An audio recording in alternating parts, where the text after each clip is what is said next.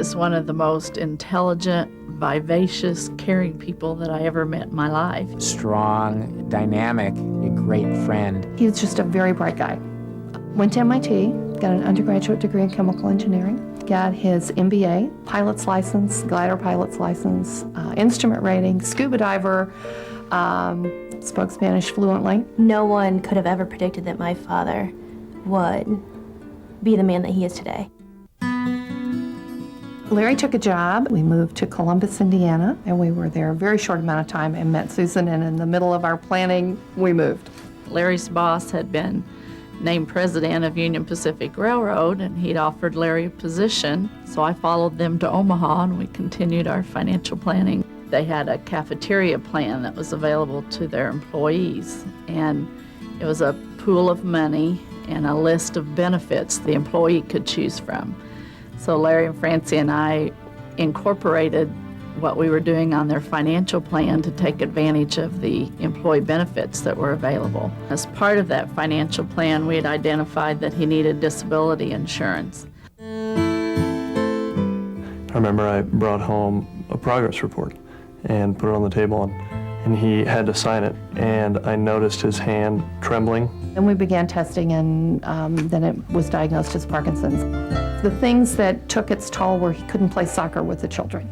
He couldn't play catch with the children. He would throw, lose his balance, fall over. As he progressed, his tremor became more evident, and especially his speech pattern and the way that he used to carry himself and walk. About a year later, Larry and Francie took the children to the Grand Cayman Islands on vacation, and during that trip, Larry fell down a rather high flight of stairs and suffered brainstem injury. He clinically died there.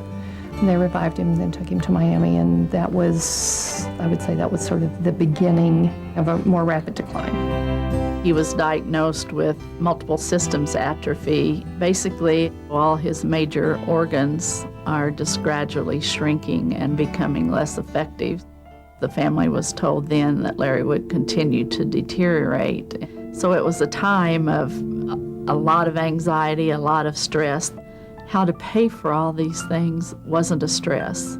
Larry left them in a position that they could continue their life, and their worries were really how to get Larry the best care, how to keep the family together as a cohesive unit. For the last 4 years, Larry's lived at Quality Living Institute. There are no others like it. They're caring and concerned, and it's the right place for him to be. The fact that we've had the disability insurance has allowed us truly to live in the same style that we had always lived. When you're doing your financial planning and you're determining what type of product that you want to buy, you really have to give serious thought to what quality care do I want.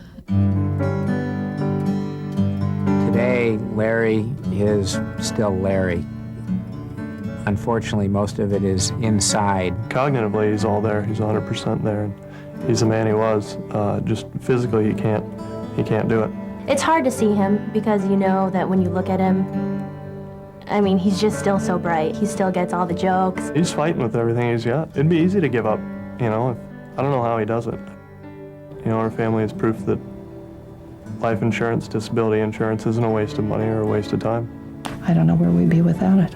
He has been fighting for 8 years, and all the doctors said, you know, maybe 3 to 5, but, you know, really probably closer to 3. They just didn't know him very well.